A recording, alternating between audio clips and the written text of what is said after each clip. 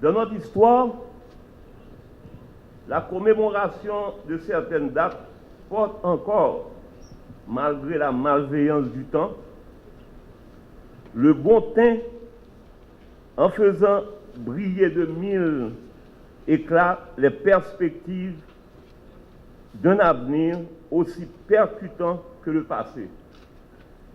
Le 6 octobre 1767, dans l'ancienne possession française de l'île de la Grenade, naissait un homme au destin exceptionnel, Henri Christophe.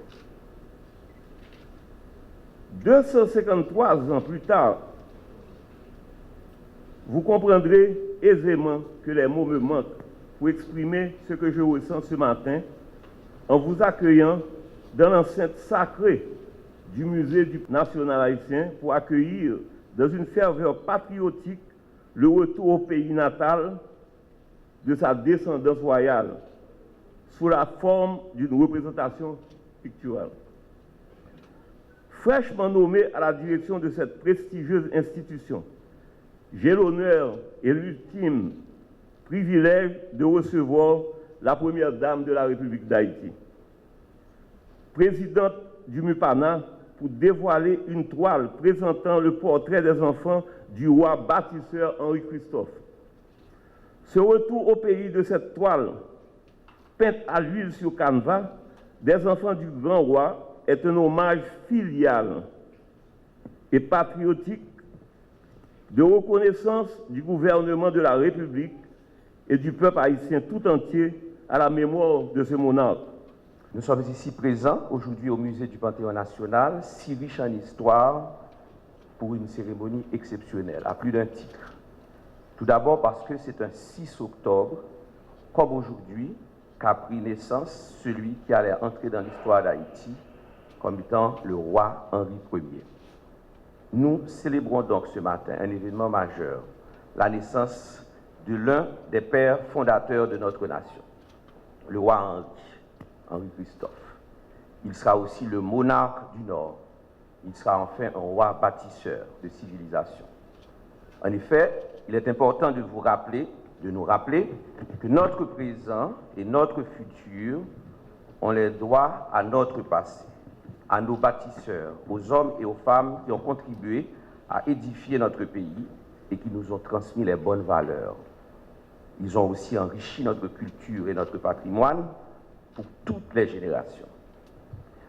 Cette cérémonie va également permettre de laisser une trace pour les générations futures à travers le dévoilement du tableau « Les enfants du roi Christophe ». Et c'est dans cette optique que le ministère de la Culture et de la Communication s'est associé au bureau de la Première Dame, Mme Martine Moïse, pour commémorer la naissance de ce souverain illustre, auquel d'ailleurs le poète Aimé Césaire a bien rendu un hommage, Henri Christophe. Là, je pense à la tragédie du roi Christophe. Il s'agit pour le ministère de la Culture et de la Communication et pour la direction générale du musée du Panthéon national de vous dévoiler, de vous présenter le fabuleux portrait de 3 des enfants du roi nés de son mariage avec Marie-Louise Croix-David. Un portrait pour mettre un visage sur la descendance du roi Henri Ier, l'un des pères de la patrie, comme je le disais tantôt, un tableau qui nous invite à découvrir les enfants du roi, une œuvre qui nous permet de mieux connaître la vie du roi, mais aussi pour nous inciter à regarder notre passé, nos origines et à nous souvenir qu'un 6 octobre est né un être exceptionnel. Je ne saurais vous exprimer ce matin les sentiments qui m'animent en tant que présidente d'honneur du MUPANA et qui incombe le privilège d'accueillir en votre présence le retour symbolique au bercail des 3 enfants nés de l'union du couple Henri Christophe et de Marie-Louise Malgrin Croix-David. Tout d'abord, je voudrais souligner le caractère exceptionnel de cette cérémonie, qui marque également le 253e anniversaire de naissance du roi. C'est l'occasion pour nous de lui dire de tout cœur, bonne fête.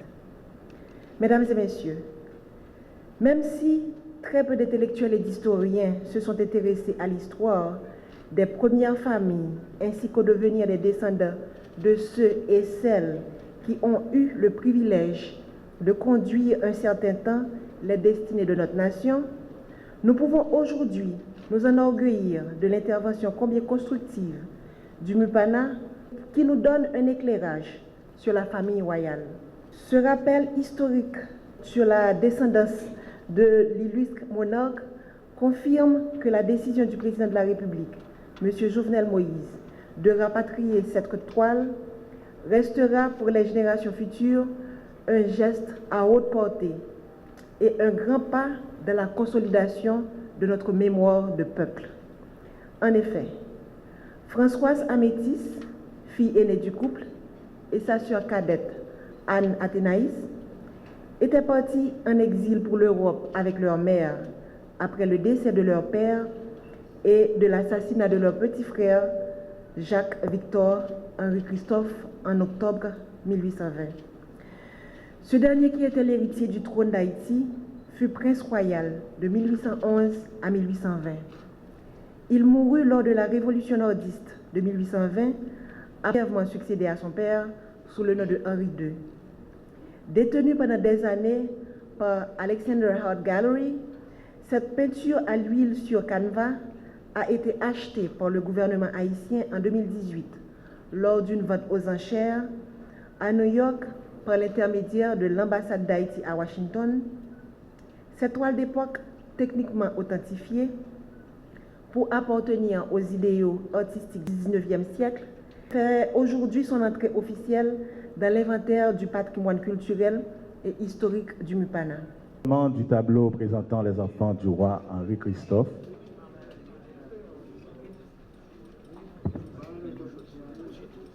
Cette toile présente trois des enfants du roi Henri Christophe, du roi Henri Ier. Elle a été acquise en 2018 par l'État haïtien lors du Salon d'art de New York en prévision de la remémoration du bicentenaire de la mort du roi Henri Christophe.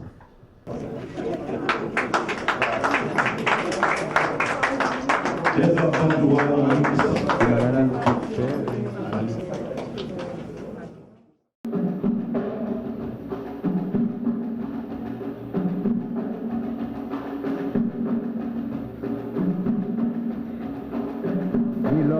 De Bimaro, le duc de Gros-Bonbon.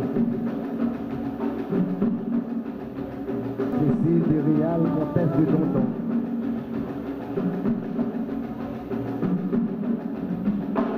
Ramel Hugounet, royal d'Arombay.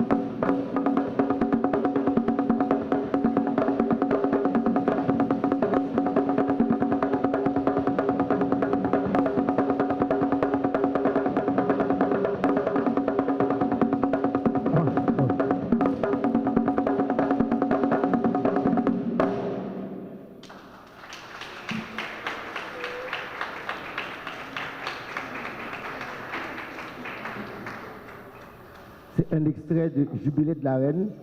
Jubilé de la Reine, un hommage au roi Henri Christophe. Un extrait, La dernière danse du roi. Compagnie 21 en chant et le Bureau national d'ethnologie. Merci.